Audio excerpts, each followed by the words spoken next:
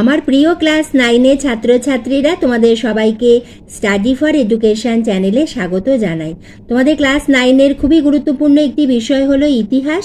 আজ আমি তোমাদের কাছে নিয়ে এসেছি ইতিহাসের তোমাদের দ্বিতীয় ইউনিট টেস্টের একটি স্কুলের প্রশ্নপত্র। এই প্রশ্নগুলি তোমরা দেখো এবং অতি অবশ্যই তোমরা এগুলো রেডি করো, কারণ এই ধরনের প্রশ্নই তোমাদের আসবে। হয়তো এই প্রশ্নগুলো না এলেও তোমাদের যে প্রশ্ন আসবে তার উত্তর তোমরা এই প্রশ্নপত্রটি রেডি করলেই পেয়ে যাবে। এইভাবে আমি তোমাদের প্রতিটি বিষয়েরই কিন্তু এইভাবে ভিডিও দিচ্ছি, এগুলো তোমরা সাজেশন হিসাবেও নিতে পারো। একবার দেখে নিও ডেসক্রিপশন বক্সটা, সেখানে রয়েছে তোমাদের প্রতিটি অধ্যায়ের গুরুত্বপূর্ণ প্রশ্ন উত্তর সহ। তাহলে এসো আমরা দেখে নিই তোমাদের দ্বিতীয় ইউনিট টেস্টের একটি স্কুলের প্রশ্নপত্র। একের দাগে রয়েছে MCQ।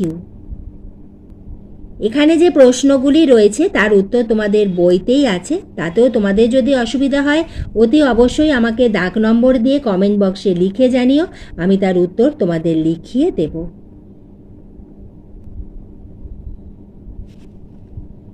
দুয়ের দাগে নিম্নলিখিত প্রশ্নগুলি একটি বাক্যে উত্তর দাও। এখানে রয়েছে SAQ। প্রথম প্রশ্ন, ইউরোপীয় রক্ষণশীলতার জনক নামে কে পরিচিত ছিলেন? রিসজিমেন্টো আন্দোলন কি? সুয়েজ খালের উন্মোচনের ফলে কি সুবিধা হয়? কে কবে মুক্তদার নীতি ঘোষণা করেন? দেশীয় শিক্ষাকে রক্ষার উদ্দেশ্যে 19 শতকে ইউরোপীয় দেশগুলি কি নীতি গ্রহণ করেছিল?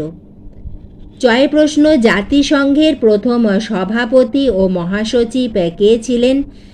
ছয়ের প্রশ্ন, স্ট্রম টুপাস কি?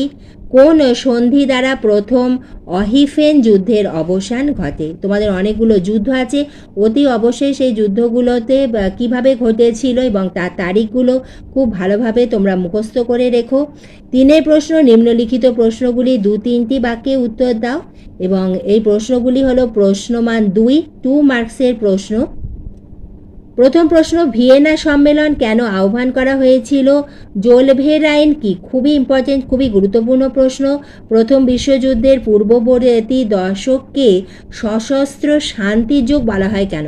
এখানে যেমন দেওয়া হয়ে গেছে যে প্রথম বিশ্বযুদ্ধের পূর্ববর্তী দশককে সশস্ত্র শান্তির যুগ বলা হয় এবং সেটি কেন। তোমাদের আসতে পারে যে সশস্ত্র শান্তির যুগ কোন দশককে বলা হয় এবং কেন। ঘয় প্রশ্ন, সেরাজোভো হত্যাকাণ্ড কি? NEP এর বৈশিষ্ট্যগুলি লেখো। ভাইমার প্রজাতন্ত্র কাকে বলে? এরপরে হলো আমাদের 4 মার্কস প্রশ্নমান 4-এর প্রশ্ন। সেখানে আমাদের টিকা লেখতে রয়েছে মেটার্নিক ব্যবস্থা, স্টার দিয়ে রাখো, ভীষণ ইম্পর্টেন্ট। Paris commune.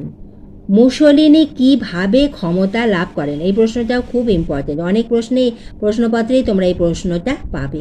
এরপরে দেখে নিই আমরা 8 মার্কসের প্রশ্নমান 8-এর কি প্রশ্ন এসেছে। রাশিয়ার ভূমিদাস প্রথার অবসান কিভাবে ঘটে? ইউরোপের আর্থ সামাজিক ক্ষেত্রে শিল্প বিপ্লবের কি প্রভাব পড়েছিল? অর্থনৈতিক মহামন্দার কারণ ও মার্কিন যুক্তরাষ্ট্রের তার কি প্রভাব পড়েছিল তাহা লেখো। আজ আমি তোমাদের ক্লাস 9-এর ইতিহাসের একটি স্কুলের প্রশ্নপত্র তোমাদের দেখালাম। এই প্রশ্নগুলো তোমরা রেডি করো, তোমাদের প্রত্যেকের পরীক্ষা খুব ভালো হবে। এইভাবে আমি তোমাদের ভিডিও দিতেই থাকবো, তোমরা লক্ষ্য রেখো।